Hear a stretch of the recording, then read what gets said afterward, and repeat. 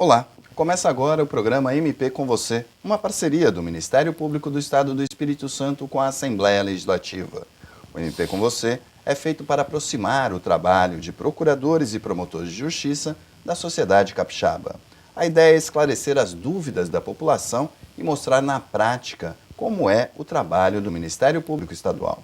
Hoje recebemos aqui nos estúdios da TV Alice a promotora de justiça Sueli Lime Silva, ela que responde pela Promotoria de Justiça da Mulher. E vamos começar a nossa conversa falando da violência contra a mulher. Olá, doutora Sueli, muito obrigado pela presença aqui nos estúdios da TV Alice. Doutora Sueli, o Espírito Santo continua aí entre os campeões da violência contra a mulher, um triste título para a gente. Como é que o Ministério Público Estadual atua nessa questão? Então, Rubem, é um mito dizermos que nós somos um país tranquilo, que não somos violentos. Essa questão da violência é um todo, não é só a violência contra a mulher. Por detrás dessa tranquilidade, dessa mansidão do nosso país, nós convivemos com 59 mil homicídios no ano. Desses 59 mil homicídios no ano, nós podemos fracionar isso, são 161 mil mortes violentas dia. Dessas 161 mortes dia, são 13 em relação à mulher. Nosso estado realmente é o terceiro mais violento. Nós já ocupamos a segunda posição, só estamos atrás de Alagoas e, se eu não me engano, Goiás. Então, realmente, a nossa situação não é muito tranquila. É lógico que essa questão da violência contra a mulher, ela perpassa por várias situações, essa questão do machismo, de todo esse envolvimento que tem de postura em relação à questão da mulher, do homem em relação à mulher. O Ministério Público, após a denúncia nas delegacias, essas denúncias se transformam em inquérito policial. Do inquérito policial chega à promotoria, no caso aqui de Justiça da Mulher, e isso se transforma numa denúncia, não é uma denúncia nos moldes que a gente fala, isso se transforma num processo, que é uma ação penal, nos crimes que são de ação pública incondicionada, e isso se transforma num processo. E esse processo, ele vai pelo trâmite normal, se ouve as pessoas, as testemunhas, as partes, a vítima, e isso é apurado, e no final se apura todas essas questões, vê se a pessoa é responsável ou não por aqueles fatos e se penaliza o agressor. A senhora falou aí da Promotoria de Justiça da Mulher. O que é a Promotoria de Justiça da Mulher? A Promotoria de Justiça da Mulher é um setor especializado para apurar os crimes relativos à violência doméstica contra a mulher. No âmbito doméstico e familiar, os delitos que ocorrem em relação à mulher são apurados nessa promotoria especializada. E quando que a mulher deve buscar a Promotoria de Justiça da Mulher? Quando ela é vítima de agressão física, psicológica, no âmbito doméstico e familiar.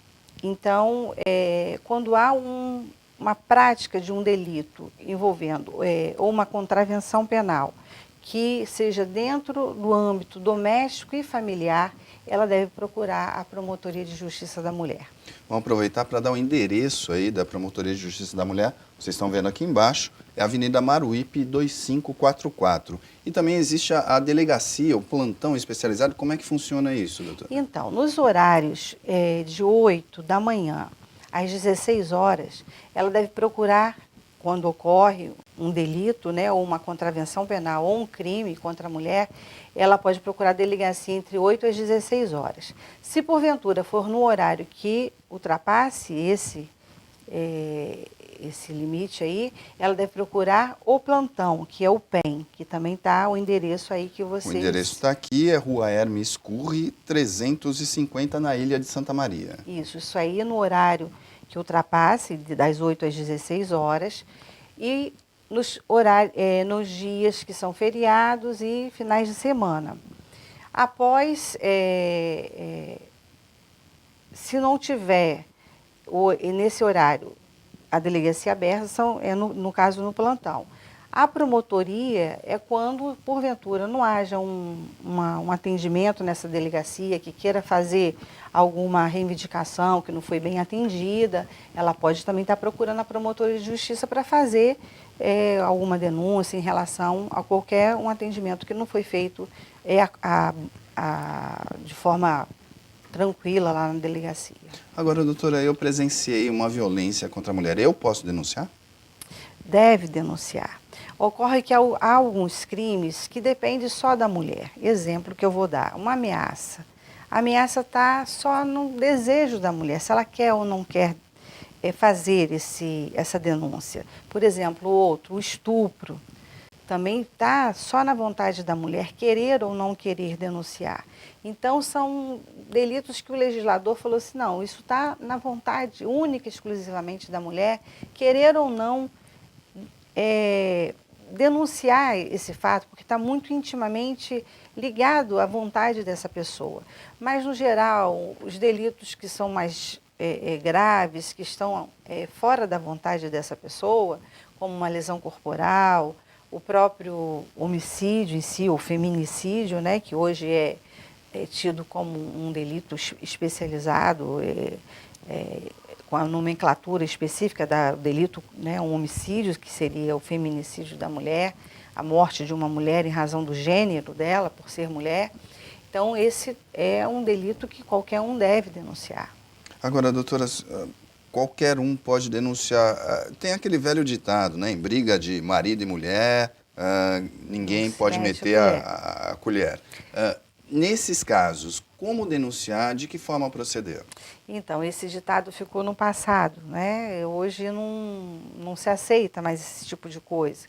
Diz que o Estado agora deve se intrometer nessa relação que antes seria uma relação privada entre quatro paredes, porque a situação ficou tão devastadora, tantas mulheres sendo mortas, aí a gente colocou um número de aproximadamente 13 mulheres sendo assassinadas, mortas, né, dentro do aconchego do lar, o lar que seria o local onde a gente se sente mais protegida. As mulheres estão sendo mortas, e mortas de forma violentas, né, assassinadas por seus maridos, ex-namorados, ex-maridos.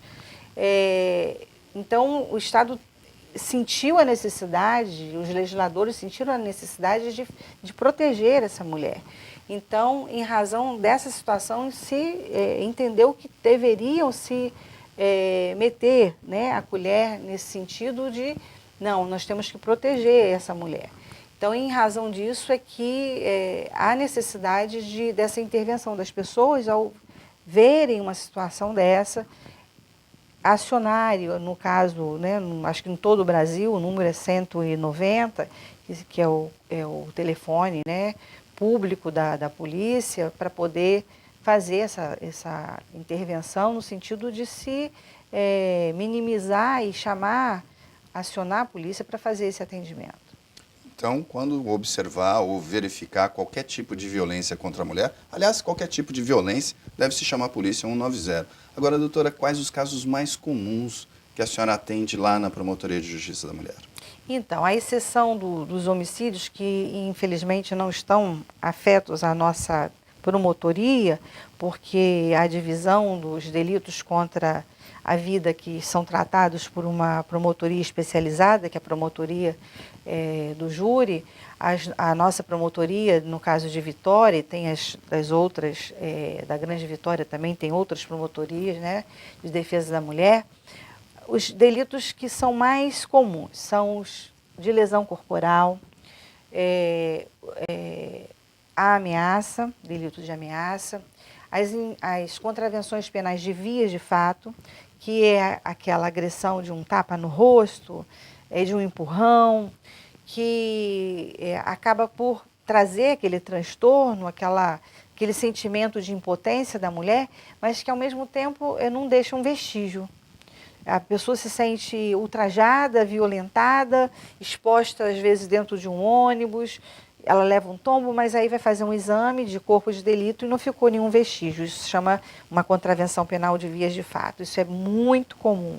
E também a de perturbação à tranquilidade. Aquele determinado companheiro, ex-namorado, que não se conforma com o término de um relacionamento e começa a ficar perturbando a tranquilidade daquela pessoa, fica telefonando, fica passando mensagens por WhatsApp, por SMS, no Facebook, expondo aquela pessoa num constrangimento, importunando.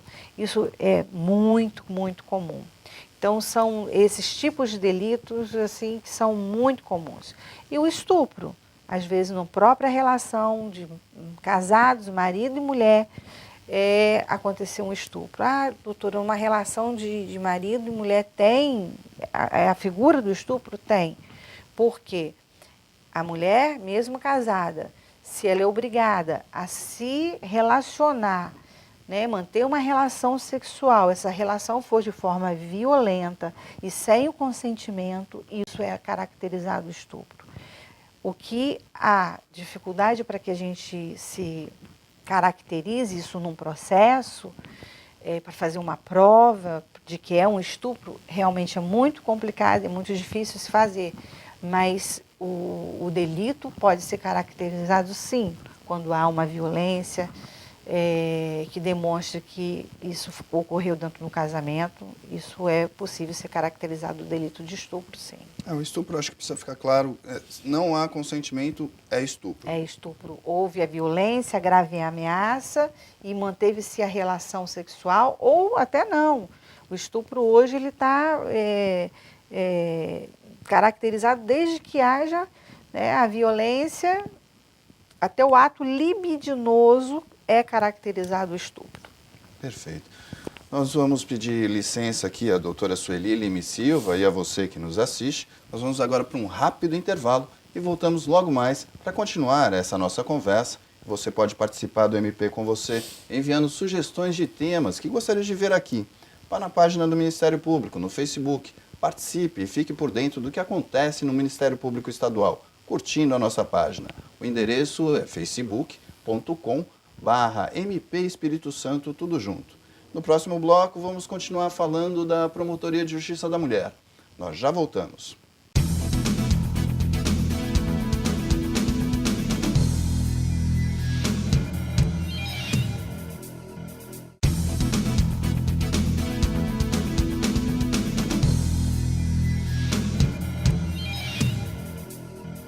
Estamos de volta com o MP com você, uma parceria do Ministério Público do Estado do Espírito Santo com a Assembleia Legislativa.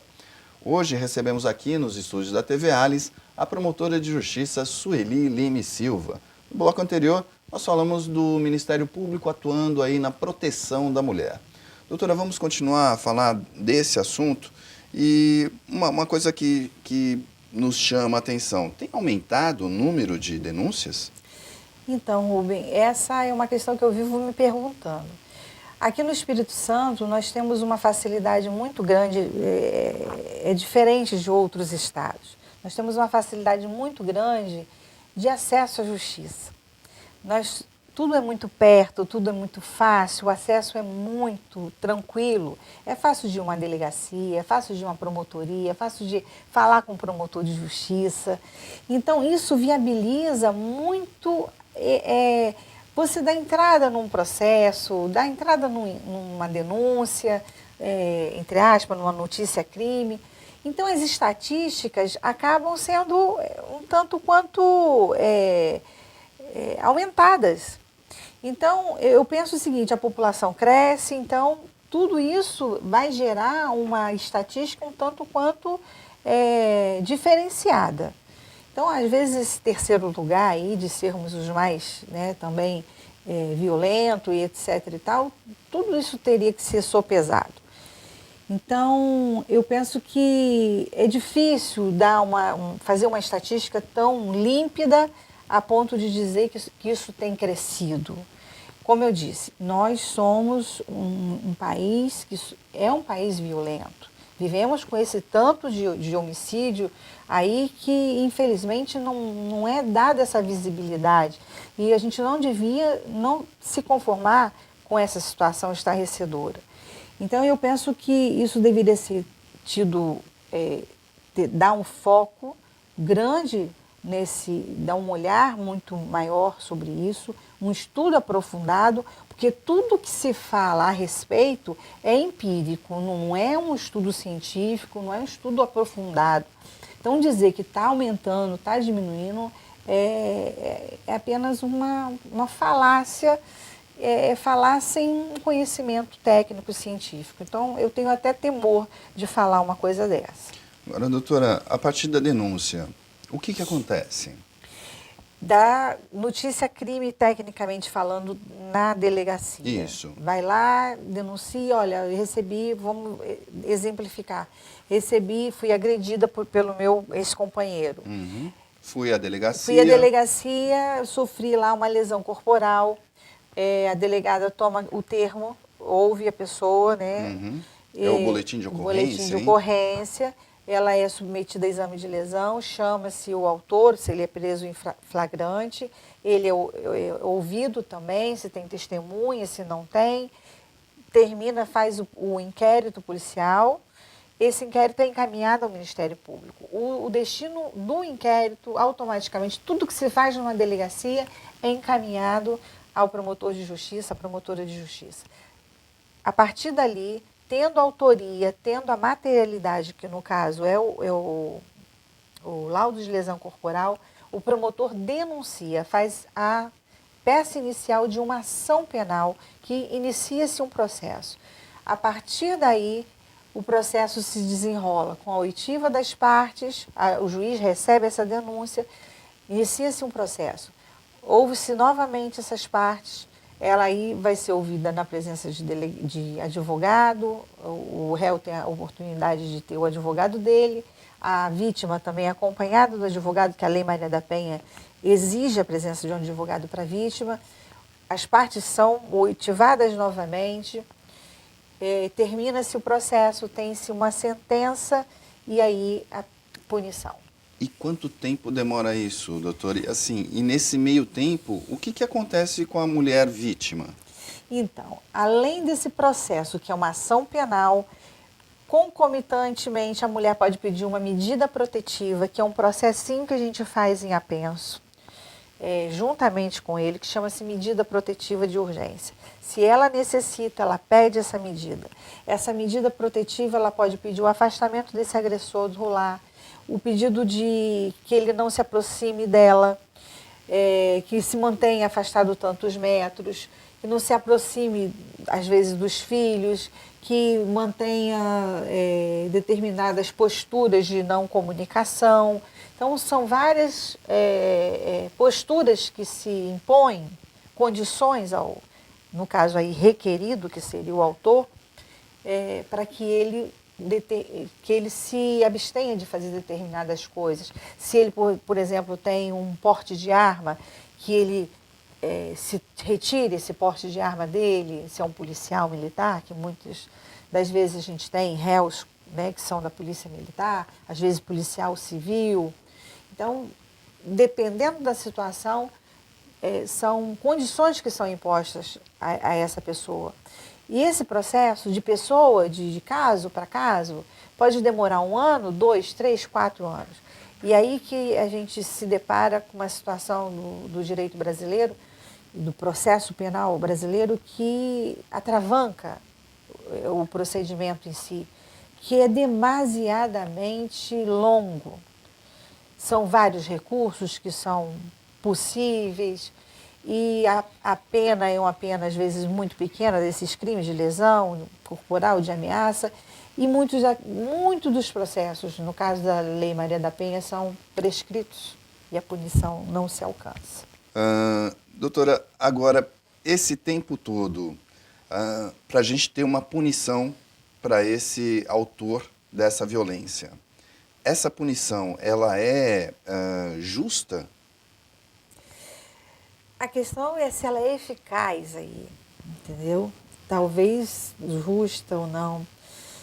Eu penso que esse modelo nosso, ele é um modelo caótico, falido, esdrúxulo e absurdo. Do jeito que vai, do jeito que está, eu não vejo nenhuma eficácia nele. Teríamos que mudar todo o nosso sistema de justiça no Brasil para que nós alcançássemos a efetividade, principalmente nesse campo da Lei Maria da Penha. E aí, doutora, como é que fica? Porque o problema que a gente tem é exatamente esse. Hoje a gente tem aí parceiros violentos, parceiros, ex-parceiros extremamente violentos. As mulheres têm algum tipo de garantia para que exista, de fato, uma punição que seja efetiva? Eu penso que a Lei Maria da Penha, né, 11.340 de 2006, ela realmente foi um marco. A própria lei aí do feminicídio de 2015 também é um marco, mas nada é garantia. Toda a legislação ela vem contribuir, mas nada garante. Tudo coloca um foco, um olhar, mas nada substitui aquilo que a gente chama de cultura num país, né, que educa, que transforma uma mentalidade de um povo. Então, a legislação ela vem depois do que o fato acontece. A necessidade de regulamentar, de punição, mas nada substitui a educação de um povo. E a gente não vê, constrói-se muitos presídios, muitas cadeias, mas não se investe na educação desse povo. Então, eu penso que nós estamos andando aquém da necessidade do nosso país. Quer dizer, a gente tem que pensar, então, em trabalhar a questão preventiva, trabalhar com os nossos filhos, né, trabalhar com as crianças, para que elas tenham uma mentalidade de uma cultura de igualdade entre homens e mulheres.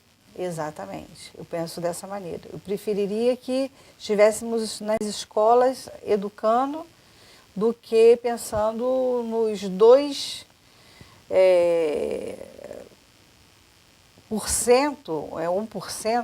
da população que está se esperando aí carcerária para 2030. 2030, isso. Que está se esperando que teríamos que construir os presídios. Queria que estivéssemos pensando em construir as escolas. Doutora, para a gente encerrar o nosso programa aqui, qual a mensagem que a senhora pode deixar para quem está aí nos assistindo? Eu gostaria que a gente se indignasse mais. A gente tem se indignado mesmo, menos. E essa indignação não é com revolta, não é com violência. É indignação de vermos aí nossos jovens a cada dia morrendo. Né? Eu quero lembrar os 59 milhões, quase 60 milhões, mil, né? Uhum. Desculpa, errei o número é tanto, são tantos, mortos no ano de 2015 no nosso país. É como se fosse a guerra dos Estados Unidos com o Vietnã.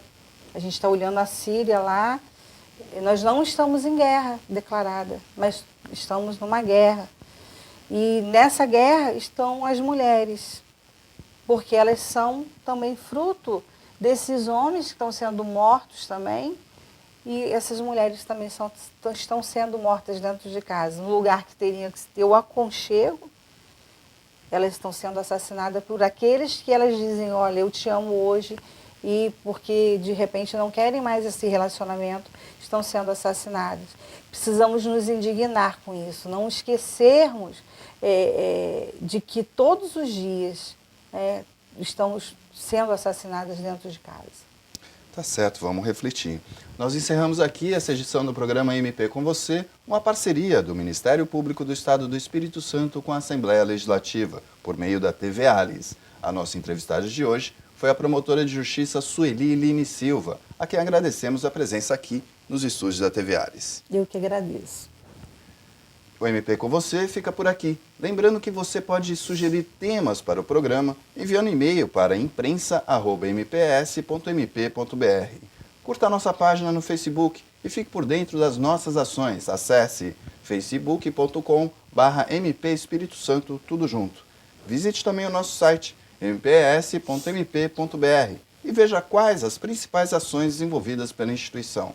Eu sou Rubem Rochel e este é um trabalho da Assessoria de Comunicação do Ministério Público do Estado do Espírito Santo. Até o próximo MP com você.